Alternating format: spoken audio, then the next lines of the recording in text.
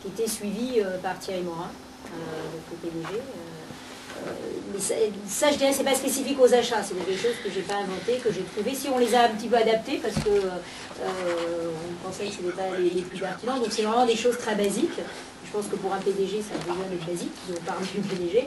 Donc c'est effectivement l'indice achat, donc la variation des coûts achats sur l'année. C'est le niveau qualité des fournisseurs, donc le nombre d'incidents, c'était les PPM, après c'était le nombre d'incidents, bon, c'est des spécificités. C'était le pourcentage d'achat en bas coût, en pays bas coût, et le nombre de fournisseurs.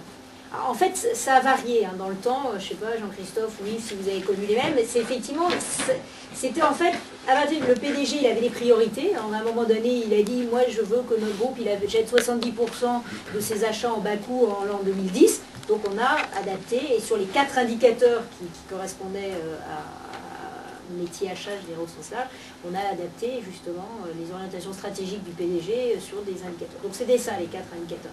Maintenant, effectivement, moi, ça ne me semble pas être suffisant, et là-dedans, il n'y avait rien sur les projets, il n'y avait rien sur plein d'autres choses. Donc, quand j'ai été au comité achat groupe, donc directeur des achats de Valeo, on a un peu enrichi ce reporting en mettant des choses, donc il y avait les rubriques achat famille, achat projet, achat frais généraux. Et on a créé des indicateurs spécifiques sur ces métiers, en sachant que c'est pas facile. Je ne sais pas si on veut aller dans ce niveau de détail, vous me direz.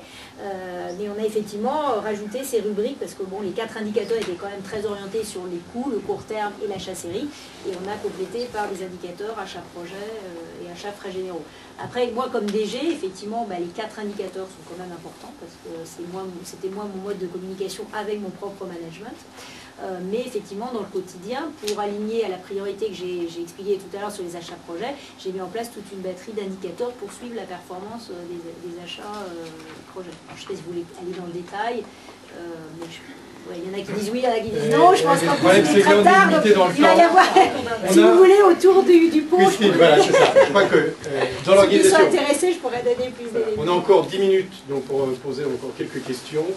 Je veux intervenir sur ce... Oui, bien sûr. Je finis juste sur ce que je ne sais pas faire. D'accord. Dès que vous avez fini. Alors, donc, il est moins le quart, on se donne jusqu'à moins 5 pour finir encore quelques questions. À moins 5, on fait une petite conclusion. À 10 h, on aura le cocktail, le pot juste derrière. Ce qui nous permet de continuer à discuter. Et là, on est en discussion libre. Donc si vous voulez aborder tel ou tel point plus dans le détail, ou je dirais en plus petit comité avec tel ou tel intervenant, c'est évidemment le moment de le faire. Et puis après, j'ai été vérifié là tout à l'heure, on n'est pas mis à la porte comme on faisait dans le temps à des horaires un petit peu saugrenus, donc on peut rester un petit moment si on souhaite. Voilà. Alors, oui, pardon, il y a Laurent qui voulait... Brièvement, parce que c'est pas brillant, c'est sur ce que je ne sais pas faire. Pour répondre sur les indicateurs, on sait faire plein de choses, mais il y a 2 choses que je ne sais absolument pas faire. Aujourd'hui, c'est l'apport des achats dans l'innovation, parce que compte tenu des cycles dont je vous ai cités tout à l'heure, et puis l'innovation, après on en fait quoi, mais les achats, quelle est leur part de responsabilité? Je vous réponds très simplement et très honnêtement, je ne sais pas faire, alors que c'est important. Et la deuxième chose que je ne sais pas bien faire, tout le monde dit c'est pas le prix, c'est le TCO, très bien, Total Cost of Ownership, extrêmement bien. Vous mesurez comment? Si vous trouvez la recette, vous venez me voir, parce que moi je ne sais pas faire. Alors on a des ersatz, on a des standards ou des trucs comme ça, mais moi je ne sais pas faire. Aujourd'hui, dans les systèmes d'information dont on dispose, le suivi du TCO autrement qu'à l'affaire sur un cas précis, je ne sais pas faire au niveau macroéconomique aujourd'hui. Voilà les deux choses. Si vous avez des thèses à faire ou des travaux à entreprendre, c'est welcome. Avant que Sylvain parle, il y a une partie de la question là, que Jean-Charles a posée, c'est quel conseil vous avez à donner à des DG, que nous sommes, pour mettre en place une fonction achat. Tu veux répondre, Françoise? Tu dirais quoi au DG? D'aller voir Carl. Non, mais il faut qu'il y trouve un sens. Enfin, le DG. Il faut qu'il mette une mission. Bon, je sais pas, on va pas y revenir, c'était clair. Hein, c'est la survie quotidienne et long terme. Un Gilles Pélisson qui est un développeur, c'était dans une logique de bien gérer son entreprise pour pouvoir se développer. Je pense qu'aujourd'hui, chez Accor, c'est certainement tout à fait encore la même mission qu'il caresse. Donc je pense qu'il faut qu'il y trouve un sens. Enfin, sinon, ça va être que des empêcheurs de tourner en rond et qu'une boîte noire. Enfin, je veux dire, c'est pas très glamour les achats. Hein. C'est tous les jours, au quotidien, sur des centaines de dossiers, par centime. Et enfin, c'est des processus longs. Enfin, c'est pas très spectaculaire. Il n'y a pas de quoi faire un effet d'annonce. On peut en parler aux journalistes, aux analystes financiers. Ça ne va pas gagner des milliards tout seul, quoi. Donc c'est un processus. Je pense que c'est quelque chose qui s'installe en irriguant toute l'entreprise. Donc ça veut dire accepter que, à part la première période où on croit que c'est facile parce qu'il suffit juste de négocier, de se baisser un peu vis-à-vis des fournisseurs, en réalité, sur le long terme, c'est un vrai processus de transformation interne de l'entreprise et de beaucoup de gens dans l'entreprise, puisque c'est aussi bien les directeurs à son comité exécutif, à qui de temps en temps on va les challenger, la question sur la prestation intellectuelle, ils choisissaient tout seuls leur cabinet de conseil, le directeur juridique choisissait tout seul ses avocats, le RH choisissait tout seul son cabinet de chasseur de tête, etc. Bon, bah, normalement, quand on aura installé des achats forts, on travaillera aussi avec les achats. Mais c'est aussi contrarier les assistantes qui avaient l'habitude d'organiser le voyage du patron, choisir l'hôtel, négocier la petite sauterie de fin d'année, etc. Quoi, hein. Le special event, ça c'est tout à fait excitant. Quoi. Donc on va changer les habitudes, aussi bien des gens qui sont au middle management, les centres d'études et recherche, les gens dans les usines, etc., que en haut et que les assistants. Donc il faut lui donner du sens. Si ça reste une boîte noire parce qu'un soir on l'a entendu à 22 h mais qu'on n'y met pas de sens et qu'on n'est pas d'accord pour quand ça va tanguer, quand il va falloir assumer le changement, dire oui je sais que ça va être vertueux et que ce conflit en interne, le fait qu'ils vont devoir travailler en binôme, va être vertueux. À ce moment-là, je dirais, passons l'autre chemin. Quoi. Et après, il y a eu effectivement une mécanique installée, mais c'est de la mécanique. C'est d'abord le sens, le projet. Sylvain, tu avais une question. Oui. Ensuite, ce sera la dernière d'Eder. Je suis journaliste pour LSA, plutôt dans les produits de consommation. Alors, je voulais savoir, quand une direction achat est vraiment très performante, ce serait au détriment de quel autre métier dans le secteur, dans l'entreprise, puisque je pense qu'en ce moment, il se passe des choses justement dans les centrales d'achat, les distributeurs. Il y a des fonctions marketing qui sont très déployées dans les centrales d'achat. On n'est pas très sûr que ce soit vraiment tout à fait leur métier. On va voir si ça va, si les prix qui baissent en grande distribution vont permettre de maintenir ces structures. Donc c'est vraiment de savoir comment dans l'entreprise, est-ce que ça bouge déjà, est-ce que ces pouvoirs-là, ces champs-là évoluent. Et à quel détriment, c'est-à-dire est-ce que le commercial en pâtit ou est-ce que le marketing en pâtit ou d'autres secteurs et métiers. Qui est-ce qui veut répondre? Elle est jolie cette question. Moi, je peux essayer de répondre. Pas une différence déjà entre le monde commercial et le monde de la grande distribution et le monde industriel. Je crois que ce n'est pas du tout les mêmes problématiques. On voit que dans le monde commercial que je connais moins bien, on voit bien qu'actuellement, les gens qui tiennent la distribution sont en train de remonter avec leur marque propre, remonter sur le manufacturing. On voit Decathlon qui a ses propres marques et a ses usines attitrées de sous-traitance, etc. Mais à l'inverse, les grandes marques qui commencent à commercialiser par leurs propres magasins, Nespresso, Champagne, pour citer quelques-uns. Donc on voit bien qu'il y a des conséquences. Bon, ça je veux pas. Je pense que je vais prendre le paradoxe inverse pour l'activité manufacturing. Je crois que tout le talent, c'est que ce ne soit pas au détriment des autres. C'est-à-dire que la progression de la fonction achat, elle ne doit pas se faire par une prise du pouvoir parce que c'est éphémère. C'est simplement lié à l'effet de mode. On l'a vu en marketing, on l'a vu en informatique, on l'a vu en finance, ça passe. Ce sont des excès, la qualité, total quality, etc. Mais l'innovation, par exemple, Oui, je ne crois pas, parce que justement, je crois qu'il n'y a pas de limite dans la fonction achat si elle ne cherche pas à prendre le pouvoir. Si simplement, elle cherche à étendre l'influence de la fonction. Non pas le pouvoir d'une structure, mais simplement le fait que le bureau d'études, il a une petite case d'achat, que celui de marketing, il a sa petite case d'achat, le vendeur, il a la case d'achat, il a une culture achat.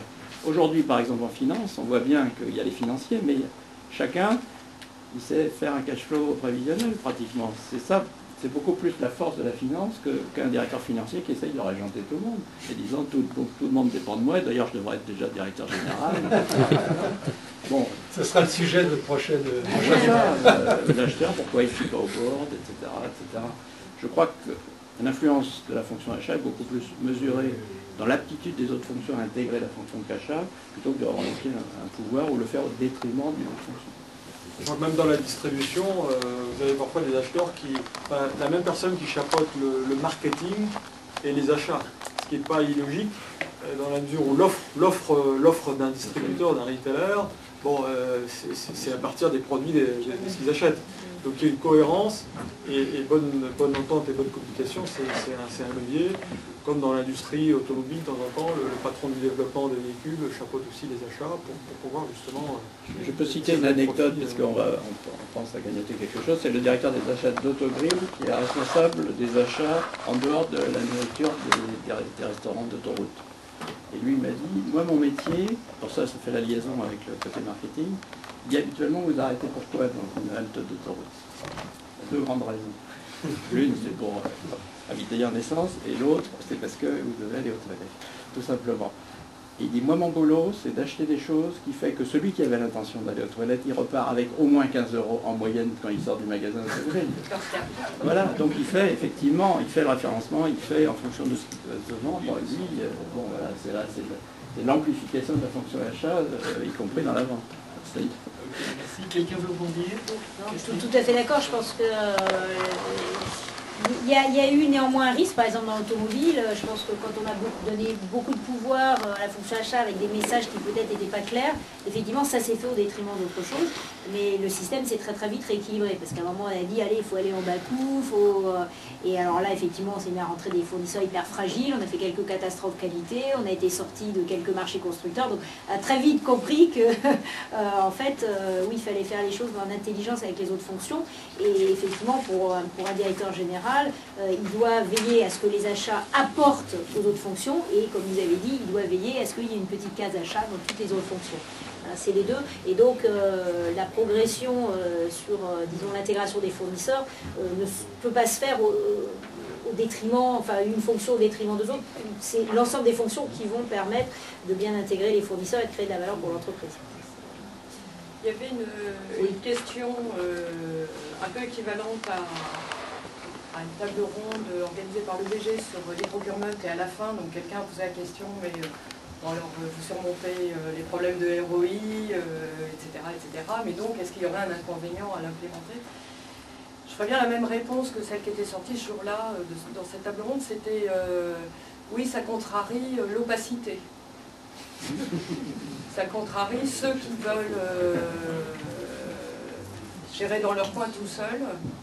Et il y a quand même pas mal d'entreprises qui se sont développées sur des modèles de chef de projet, vous savez, l'entrepreneuriat, hein, interne à l'entreprise, etc. Chaque chef de projet, chef de son truc, chaque chef de business unit, chef de son truc, etc. Du coup, dans ces cas-là, c'est peut-être un peu difficile d'arriver à dire que l'acheteur ne vient pas le bousculer ses référentiels. Et c'est peut-être ça ce qui est stratégique. Oui. Je voudrais dire aussi quelque chose par rapport à ça, parce que nous, on a cette problématique, en particulier parce que nos gens achètent un peu partout et achetaient un peu, des fois, n'importe comment, sans méchanceté, mais parce qu'il n'y avait pas de standard, il n'y avait pas de référentiel. Françoise en faisait référence ne cesse au contrat de confidentialité, des choses comme ça qui sont des éléments de la professionnalisation des achats. Tout à l'heure, on a parlé de ça. Donc, ça c'est vrai. Et puis alors, ce qui se passe, c'est que on a dans les... on se retrouve finalement dans les... il n'y a pas si longtemps, à discuter avec des opérationnels ou des gens de l'équipement et des choses comme ça. Qu'est-ce qu'on adopte? Parce qu'effectivement, il y a une frustration. Moi, mon président m'a carrément dit comment vous allez résoudre le problème, je dirais, efficacité, égo. Oui, ce n'est pas le terme qu'il avait employé, mais c'était ça. Parce qu'en fait, quelque part, on frustre des gens. On frustre, c'est quand même très valorisant d'acheter. Et alors, en fait, ce que, entre guillemets, moi j'ai tenté de trouver, C'était en fait, c'était un dialogue qui disait, mais un chef de projet par exemple, qui aimait bien, c'est moi le chef, c'est moi qui suis le chef de projet. Bon. C'est quand même bien d'avoir des solutions de repli quand des rapports de force qui sont quand même en notre faveur et d'avoir donc des plans B par exemple. Mais ça, quand je suis chef de projet, je ne peux pas m'occuper du plan B. Parce que le plan B, je veux dire, on perd du temps à ça. Donc on est sur le plan A et on travaille. Pendant ce temps-là, le rôle de l'acheteur dans le projet, c'est justement de s'occuper à parer des solutions alternatives au fil de l'avancement du plan B, à créer des milestones et des choses comme ça. Et quand on a ce dialogue-là vis-à-vis d'un chef de projet, c'est-à-dire quand on a le dialogue qui est de dire, finalement, je vais t'aider, je vais devenir ta ressource. Et je ne suis pas là pour te piquer ton boulot. Et en particulier, le boulot qui était le plus sympa. En plus, bon, il le faisait avec une certaine convivialité, pour être gentil. Donc en fait, si vous voyez ce que je veux dire. Donc, ce qui se passe, c'est qu'effectivement, à ce moment-là, ça peut passer. Et moi, c'est comme ça, d'ailleurs, ça a été le slogan quand je suis rentré, que j'ai créé la direction des achats à la HTG, j'ai dit, vous êtes des ressources, aux gens à l'équipe, vous êtes des ressources, surtout pas des contraintes. Et à partir du moment où on est dans ce système-là, on a des chances d'être accepté, à condition qu'on soit bien la bonne ressource. On aime bien identifier le truc qui sert au gars et qui... Voilà. Mais je pense que... Mais c'est quand même... La frustration est quand même un élément important qui est à gérer dans notre relation. Un partage du pouvoir, c'est une explicitation des choses qui semblaient évidentes, on fonctionnait comme ça depuis toujours, changer les habitudes... Monsieur Rousseau, vous étiez l'homme de la situation à 19 € l'action, qui est l'homme de la situation à 150 €? C'est une très bonne question. Demandez à Karl. C'est sûr qu'on travaille. Comment? C'est ton successeur, c'est ça que ça voulait dire. Mais non, mais peut-être, oui, alors. Mais non, mais ce que je veux dire... aux achats. C'est pas aux achats, c'est ce que tu as dit. Oui, mais c'est ça. Effectivement. Qui vous voyez à cette place-là aujourd'hui? Quel est l'homme de la situation aujourd'hui? Et l'offre de la fonction achat De qui parle le président? moins... Et tu as 30 secondes pour donner ta réponse. Oui, l'équivalent de l'homme des achats. Ben, actuellement, c'est l'homme dans l'exploration pétrolière, c'est l'homme de la technologie. C'est la techno qui drive tout. Ah ben oui, parce que, bon, c'est-à-dire que ce qui se passe, c'est que là, maintenant, on est face, d'abord, on est des enjeux, et on a une attente des clients. Il y a une époque, nos clients ils nous disaient simplement, c'est la parole du client, c'est toujours la même histoire, ils nous disaient, de toute façon, vous êtes trop cher. Voilà. Et alors, ils ne voulaient pas investir un copec, et donc c'était une catastrophe. Et ils ont paupérisé l'activité, ça a été difficile. Et puis là, maintenant, ils sont dans une situation, on voudrait voir mieux. Parce qu'en fait, c'est ça, nous on vend des échographies du sol, donc on prend des images. Et en fait, on voudrait voir mieux. Et là, il y a des avances technologiques qui sont énormes et sur lesquelles, je veux dire, ça bouge très très vite. Ça bouge au rythme de l'informatique. Et on est limité par les capacités de l'informatique actuelle. Et à chaque fois qu'elle se développe, c'est... Donc en fait, c'est cet homme-là qui est l'homme. Ce qui veut dire qu'un jour, ce sera de nouveau l'acheteur parce qu'ils auront fait n'importe quoi à la technique. Oui, alors, c'est pas exactement ça, mais comme c'est cyclique, et comme ils s'en On souviennent... attendra le retour du prochain site. Alors, juste... pour conclure sur ce mot, je voulais dire deux, trois points. Le premier, pour ceux qui ne se sont pas enregistrés, je leur demanderai de voir Laurent ici, qui ne sont pas enregistrés, au moins pour prendre les coordonnées. Et nous avons plutôt eu un petit problème de reprographie, donc nous n'avons pas de fiche d'évaluation. Ces fiches d'évaluation de cette manifestation de ce soir vous seront envoyées par email, donc c'est important d'aller voir Laurent. Et s'il vous plaît, ce serait sympathique de nous les renvoyer, parce que c'est à travers ces fiches que l'on peut améliorer, je dirais, le format de ces réunions. Je voudrais quand même dire un mot, parce que tout le monde s'est à peu près présenté, sauf Jean-Christophe. Alors je vais quand même le présenter un petit peu pour ceux qui ne le connaissent pas. En deux mots, Jean-Christophe. Jean-Christophe Berlot a d'abord été acheteur chez Valeo, ça vous l'avez compris. Il est consultant, il est à la tête de sa propre pratique de consulting. Et puis, je veux dire qu'il est également prof à Centrale et à l'ESCP. Alors donc, c'est quand même pas rien, et je voulais quand même le rappeler. Et le mari de ma femme. Et le mari non, de ma femme, de ma femme. Voilà, entreprise d'exécutif portance que je dirige avec José Bustamante qui est là. Voilà. Et j'en profite justement, parce qu'ils sont là tous les deux, pour faire un petit peu la pub de leur bouquin. Il faut bien qu'on fasse un peu de pub. Et être acheteur pour la première fois, je crois que c'est un livre tout à fait intéressant et qui traite évidemment de ce sujet, de certains axes que nous avons traités tout à l'heure, et puis de plein d'autres, bien évidemment. Avec les témoignages de Christine, Bien de sûr. Françoise, de Yves et de Laurent. Alors, donc ça c'était le remerciement à nos... Je dois vous dire, entre autres, je dois vous dire aussi une chose, c'est qu'il est né ici ce bouquin. C'est au MBA, où finalement, à force de me dire dans le syllabus, il faut que vous mettiez des livres de référence, je me suis dit, oui mais attends. Il n'y en a pas, donc je vais l'écrire. Je voudrais remercier nos invités, Christine, Françoise, Annabelle. Je voudrais remercier également Laurent, Yves, bien sûr, Karl, Jean-Christophe. Merci donc d'avoir participé à cette réunion. Merci évidemment à ceux dont on ne parle pas souvent et qui sont dans l'ombre, mais qui ont permis de réaliser cette soirée. Je pense notamment à Jean-Louis, Jean-Louis sans qui les choses ne se passent pas. Alors heureusement qu'il est là. Et puis bien sûr à Roxana. Alors là, Roxana, mille merci, parce que nous allons maintenant pouvoir nous précipiter sur ton buffet pour grignoter un petit quelque chose, parce que ça commence à faire, et surtout boire un verre ensemble, où nous allons pouvoir continuer à échanger. Si vous avez vos cartes de visite, c'est le moment. Alors, si vous me permettez juste un point, c'est vrai qu'on est passé, j'ai été fort comme d'habitude, il y avait plein de questions et tout, merci pour ça. C'est un point que j'aimerais bien à titre de, un peu missionnaire des achats, enfin on est tous missionnaires des achats, tous autant qu'on est là, que vous reteniez, c'est qu'en effet, le rôle du DG, il est fondamental, et les achats auront une valeur stratégique pour vous si vous les mettez en situation de l'avoir. Ils peuvent en avoir une. Et j'espère que ça, on vous l'a démontré. Et selon la situation, effectivement, le mode d'emploi, il est clairement dans vous. Merci beaucoup. Merci à vous tous.